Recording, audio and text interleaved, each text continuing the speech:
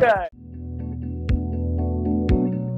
Just literally drove from Yangzhou, China over to Guangzhou. So the Kizer office is in Guangzhou. The factory is in Yangzhou. And the cool thing about it is just to see where these knives are made, to me, is just fantastic.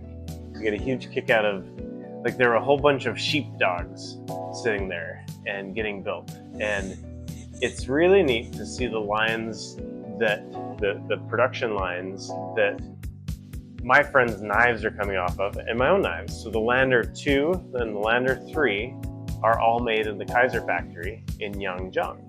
And so I get super excited to just see that whole process as things are created and built. And it's also fun, like, there's one of these drawings of Justin Lundquist's knives on the wall and it's going to production, and I'm like, I had to take a picture with it because I'm like, Justin, your knife is going to production. And it's really cool. I think production environments are fantastic, and a lot of times we don't get to see behind the scenes when it's overseas. My initial experience with Kizer was probably 10 years ago-ish when I was working at Blade HQ. So I was the marketing manager at Blade HQ, and Kizer was a brand new brand that they had brought in. And I talked about Justin Lundquist. I remember the Feist when it came in, and this idea of a front flipper being super novel and interesting. And to me, it was like, wow, this idea of like knives in China, everyone had this bad opinion of what the quality would be. And then you had these different companies coming in, Kizer included, one of the early Chinese knife companies making high quality knives. And it was like, holy smokes, it changed all of our opinions about how manufacturing can be done, price points. It really was a disruptor in the knife industry. And it's been really cool. We're 10 years past that now. And it's neat to see how far the industry has come. And I think it has pushed everyone forward. It's forced everyone to think differently and to say, how can we make what we're doing in the knife industry different? So for me, I think Kizer was a front runner in that whole wave of a decade of change within knives. And I get excited about change. I get excited about improvement, and it's been a cool journey to watch. How do you feel about that? See, and I think that's an interesting question, because NAFS, my company, we do manufacturing collaboration with Kizer. And that's a little bit different than a design collaboration. So it's important to distinguish the two. A design collaboration is where a designer submits a design to the company and they're able to manufacture it. A manufacturing collaboration is an OEM partnership, OEM standing for Original Equipment Manufacturer.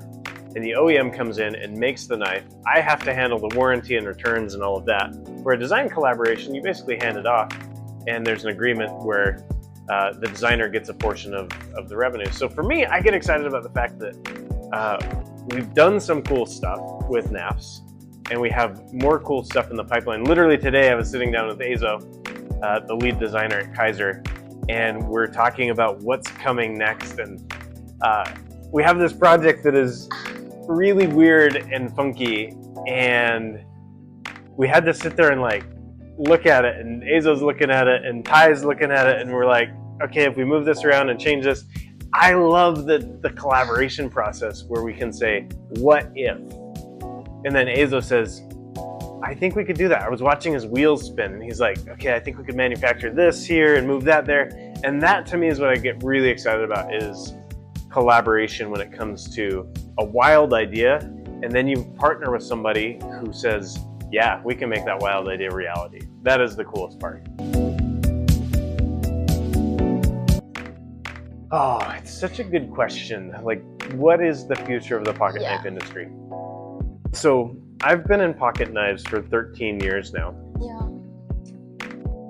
As far as design, I think design will keep doing what it does. It ebbs, it flows. Frame lock flippers are super popular, and then titanium handles and all these different things. So I think design will continue to evolve. What I'm really interested in right now is the internet feels like it's changing. So over the last decade, we've had a lot of opportunity for growth via social media, Instagram, Facebook, YouTube. Those platforms are changing a little bit. And so my feeling is right now, like for instance, it's hard to show knives on TikTok. You can't show knives on there. Yeah. And so we're missing a new generation of knife buyers that are on TikTok. And so I think there will be changes in how we reach the consumer to talk about knives, especially in the United States, where it is much harder to advertise pocket knives on traditional social media platforms and things like that. So I think that there's a change happening in the way that people receive information about pocket knives. What that change actually looks like, I don't know. The team at NAFS and I are talking about that every single day. Like, what does that look like in the future? How does that change? But I think many pocket knife trends will not be design trends per se. They will be distribution trends in how new consumers enter the market. Cool. Right? Free reign. I can say whatever I want. Yeah. I love it. All right. What is up, guys? I'm sitting here in Guangzhou, China with Kizer Knives, and I am stoked. I just came back from their factory. It was a really, really cool experience to see how the knives are made, see where they're made, just to see the tooling of the knives. It was really fantastic. One of the things I've loved about working with Kizer is I don't have to worry about quality.